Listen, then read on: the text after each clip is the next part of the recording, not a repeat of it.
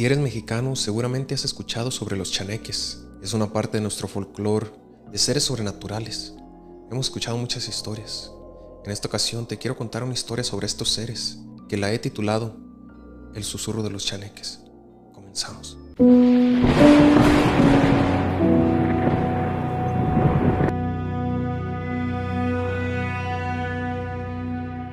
Cuando mi tío murió, mi familia me pidió que fuera a ver su terreno en Veracruz. Tenía una pequeña casa a las orillas de un monte donde sembraba maíz. Nunca me gustó ir.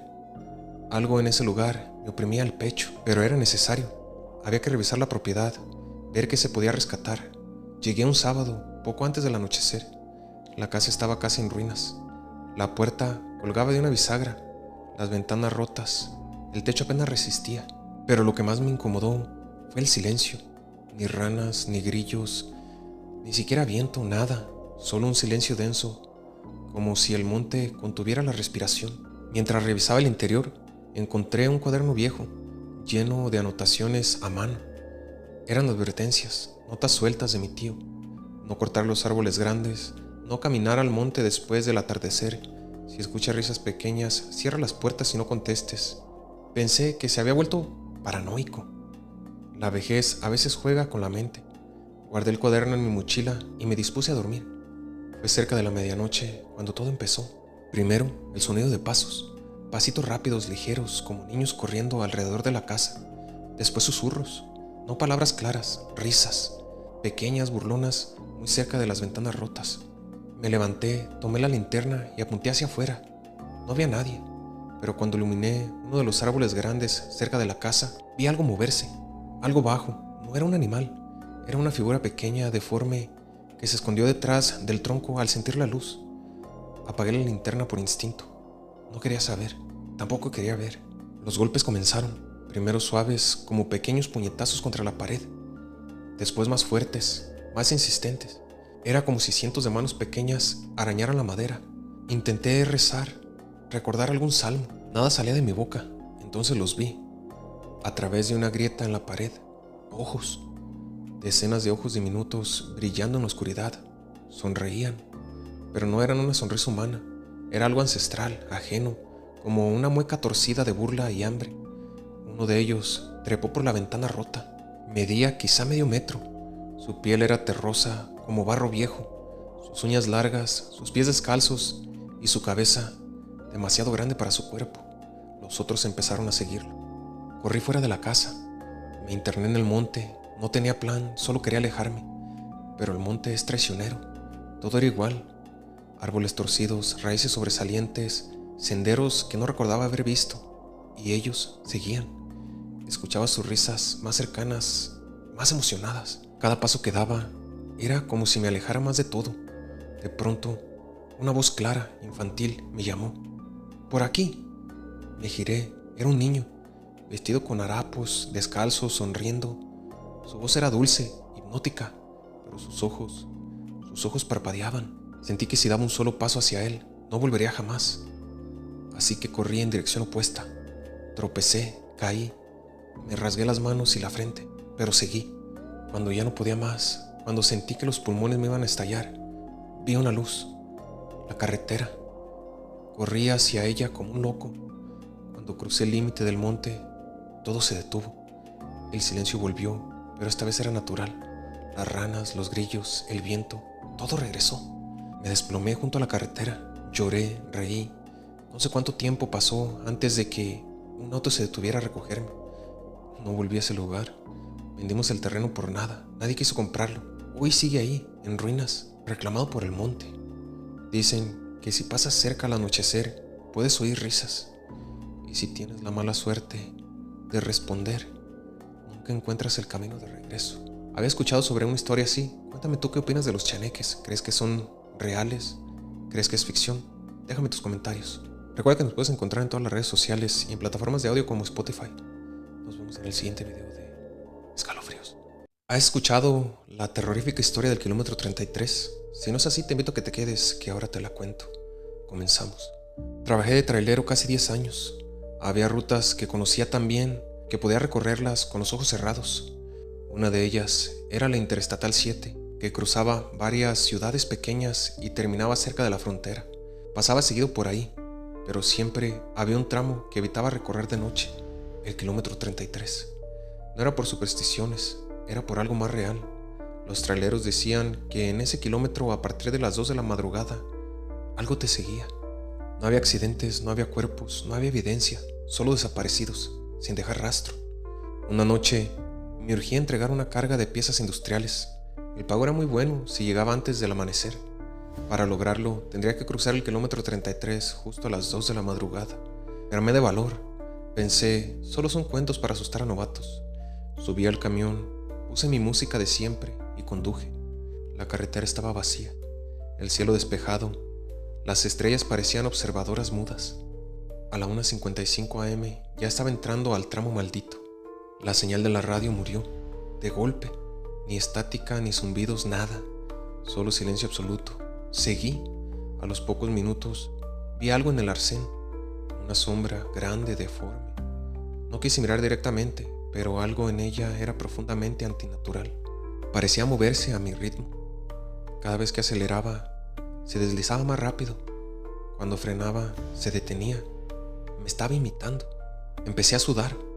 El interior de la cabina se volvió irrespirable. Era como si el aire se espesara. Algo rozó el espejo lateral, un roce suave, como uñas largas arrastrándose. Giré la vista hacia la sombra por el reflejo. No había rostro, solo una masa amorfa, plagada de agujeros negros como bocas abiertas. Me obligué a mirar al frente. Solo faltaban 5 kilómetros para salir de ese tramo. No mires más, me repetía, no mires. Y entonces vi la señal, kilómetro 33, debajo de un aviso oxidado. Bienvenido de nuevo. ¿Qué significaba eso? No recordaba haber pasado antes. Mi corazón latía tan fuerte que dolía. Intenté acelerar, pero el camión se apagó. De pronto, sin advertencia, el motor murió y el volante se endureció. Quedé varado, en medio de la nada, y el reflejo en el espejo lateral comenzó a cambiar. Ahora veía otro camión, igual al mío, pero oxidado, abandonado, y dentro, en el asiento, una figura. Parecía yo mismo, pero más viejo, demacrado, vacío, observándome. Me bajé del camión temblando. La figura también. Copiaba cada uno de mis movimientos, y cuando estuve completamente fuera, la sombra al borde del arcén avanzó. No corrió, no salió, se deslizó hasta mí. Su tacto fue helado, inhumano. Quise gritar, pero la garganta no respondió, y antes de perder la conciencia, escuché claramente una voz gutural en mi oído. Bienvenido de nuevo. Desperté horas después, a plena luz del día, parado en el arcén, solo. El camión ya no estaba, pero había huellas de neumáticos viejos en el asfalto y una señal oxidada frente a mí que decía kilómetro 34. Intenté regresar, caminar, correr, pero cada paso me devolvía al mismo punto. Kilómetro 34, kilómetro 34, kilómetro 34. Dicen que hay almas que se pierden en las carreteras, que algunas rutas no son físicas, sino puertas abiertas. Creo que ahora entiendo, creo que nunca crucé, creo que sigo en ese kilómetro, atrapado, viendo pasar otros camiones, otros traileros, esperando el momento de arrastrar a alguien más conmigo. ¿Habías escuchado sobre esta historia? Cuéntame qué te pareció. Te invito a que me dejes tus comentarios. Recuerda que estamos en todas las redes sociales y plataformas de audio como Spotify. Nos vemos en el siguiente video de Escalofríos. ¿Trabajas como guardia nocturno? Si es así, te invito a que te quedes porque tal vez esta historia puede llamar tu atención. Comenzamos. Rodrigo trabajaba como guardia nocturno en un centro de distribución en las afueras de la ciudad. No era un empleo emocionante, pero pagaba bien. Y como tenía una hija recién nacida, cualquier ingreso estable era una bendición. Cada noche hacía su ronda por los pasillos del lugar, revisaba las puertas, anotaba en su bitácora y volvía a la caseta a matar el tiempo viendo videos o tomando café. Todo era rutinario, hasta que empezó a notar algo extraño con el almacén 11. Ese almacén, según el jefe de seguridad, estaba vacío, sin uso desde hacía más de un año, sellado, pero algunas noches, a las 3:11 am, la alarma mostraba movimiento dentro. La primera vez pensó que era un error del sistema. Fue hasta allá, linterna en mano, y no vio nada fuera de lugar. Pero cuando estaba a punto de irse, escuchó algo que lo detuvo en seco. 3 golpes, sordos, desde el otro lado de la puerta metálica. No había viento, no había nadie. Era imposible que algo se hubiera movido por sí solo. Rodrigo se alejó sin abrir y reportó la anomalía. Le dijeron que probablemente era un animal. Pero cada noche que pasaba, los ruidos eran más claros. Pisadas, golpes, raspaduras en el metal, como si alguien arañara la puerta desde adentro. Una noche se armó de valor. Usó una copia antigua de la llave que encontró en la oficina del supervisor y abrió el almacén 11. El aire dentro era pesado, como si no se hubieran respirado en años. Su linterna iluminó cajas cubiertas con sábanas, estanterías oxidadas y una silla vieja justo en el centro del espacio. Una silla de ruedas vacía mirando hacia la pared.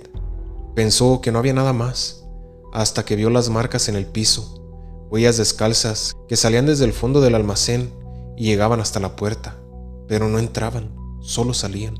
Apenas se giró para irse, su linterna parpadeó, y justo cuando volvió a encenderse, la silla ya no estaba.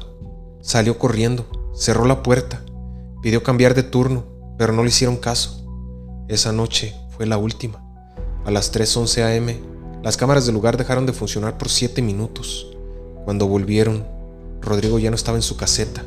La policía buscó por horas. Encontraron su linterna tirada frente al almacén 11 y las marcas de una silla de ruedas que había salido sola de su lugar. Se detuvo justo frente a la cámara y desapareció. Desde entonces, nadie quiere hacer el turno nocturno, porque aunque el almacén 11 fue clausurado definitivamente, cada noche exactamente a las 3:11 de la madrugada, las cámaras muestran una figura sentada, completamente quieta, en una silla de ruedas, justo al centro del almacén. Y si alguien se atreve a mirarla directo, incluso por la pantalla, dicen que no duerme nunca más. ¿Habías escuchado sobre esta historia? Cuéntame qué te pareció. Te invito a que me dejes tus comentarios. Recuerda que nos puedes encontrar en todas las redes sociales y en las plataformas de audio como Spotify. Te invito a que nos escuches y nos vemos en el próximo video de Escalofríos. ¿Alguna vez has tomado un autobús? Estoy seguro que sí. La mayoría de nosotros por lo regular lo hemos hecho. Pero ¿sabes qué pasa en la vida de los choferes? Hay algunos que cuentan cosas paranormales. Y hoy te contaré la historia de uno en particular. Este chofer manejaba el autobús de la línea 143 y había un pasajero que era el último. Y esto termina en una tragedia. Comenzamos. Ezequiel manejaba el autobús de la línea 143 desde hacía más de una década. Era un hombre de costumbres, de silencios cómodos, de ojos atentos pero alma cansada. El turno nocturno no era para cualquiera, pero él lo prefería. No por el sueldo, sino por la tranquilidad. Le gustaba la ciudad cuando dormía. Todas las noches hacía la misma ruta, mismos semáforos, mismos rostros solitarios que subían sin saludar, mismas calles con farolas intermitentes. Pero aquel miércoles, poco antes de la medianoche, la rutina se rompió. Ezequiel ya había dejado su último pasajero en la terminal. Le quedaba el regreso al depósito. Sin nadie a bordo, encendió la radio para no dormirse, solo estática. Pensó que era interferencia. Entonces, sin que nadie tocara el timbre, escuchó el familiar ting que anunciaba una parada. Miró por el espejo retrovisor y lo vio. Un hombre al fondo del autobús, capucha negra, manos sobre las rodillas, mirando hacia la ventana. Lo más extraño no fue que lo hubiera visto subir. Lo más extraño fue que la puerta nunca se abrió. Tragaba saliva. Giró apenas la cabeza. «Buenas noches, jefe», dijo, intentando sonar natural. «¿Dónde baja?» El hombre no respondió. Solo levantó una mano y señaló hacia adelante, sin mirarlo. Apretando el volante con fuerza, Ezequiel siguió avanzando, pero algo no cuadraba. Revisó el GPS del tablero y la ruta que aparecía ya no era la suya. No había calles ni nombres, solo una línea roja que parecía ir en espiral. El paisaje comenzó a cambiar. Las casas se volvían cada vez más viejas. Las luces de los postes parpadeaban, hasta que desaparecieron por completo. La niebla se volvió espesa, como si el autobús estuviera atravesando un túnel de algodón gris. Fue entonces que escuchó apenas un susurro. «¿Me estás llevando o te estoy guiando?» Ezequiel giró de golpe. El hombre ya no estaba al fondo, ahora estaba en el penúltimo asiento, a 2 metros de él, la cabeza baja, manos sobre las rodillas, inmóvil. Ezequiel pisó el freno con fuerza. El autobús se detuvo bruscamente en medio de la nada. Abrió las puertas. No había ruido, no había viento, solo silencio. Puede bajar si quiere, dijo con un nudo en la garganta. Pero el hombre no se movió y entonces habló con una voz seca, como si no hubiera usado la garganta en años. No bajo, tú subiste. Ezequiel no entendió. Se bajó él, miró alrededor. El camino no tenía nombre, la ciudad no estaba, solo árboles retorcidos, tierra agrietada y un aire espeso que olía a humedad vieja. Cuando volvió a mirar dentro del autobús, ya no estaba en el asiento del conductor. El hombre lo ocupaba, con las manos sobre el volante, cabeza baja, capucha cubriéndole el rostro, como si siempre hubiera estado ahí. Ezequiel quiso entrar, pero las puertas se cerraron solas. El motor rugió, como si despertara de un sueño largo, y el autobús 143 desapareció en la niebla. Lo encontraron 2 días después, estacionado en un callejón sin salida, al otro extremo de la ciudad. Motor encendido, luces parpadeando, pero sin conductor, sin pasajeros, solo una nota sobre el tablero que decía: siempre hay alguien al final de la línea. La revisión de las cámaras fue aún más perturbadora. Se veía al autobús en una parada vacía y a Ezequiel subiendo como pasajero, mientras alguien con capucha negra ocupaba el puesto del conductor desde el inicio del viaje. Desde entonces, varios reportes han llegado, personas que afirman haber subido al 143 después de la medianoche, pero que el chofer no respondía al saludo, solo señalaba hacia adelante. Y cuando miraban hacia el fondo del autobús, veían un hombre con uniforme antiguo, sentado, mirando por la ventana, como si llevara mucho tiempo viajando, demasiado tiempo. Hay una advertencia que circula en los foros de transporte urbano y entre los viejos conductores. Si subes al 143, pasada la medianoche, y hay solo un pasajero, no lo mires, no le hables, no respires cerca de él, porque si lo haces, te toca subir a ti. ¿Has escuchado sobre esta historia? Cuéntame qué te pareció. Te invito a que me dejes tus comentarios. Recuerda que nos puedes encontrar en todas las redes sociales y en las plataformas de audio como Spotify. Nos vemos en el siguiente video de Escalofríos.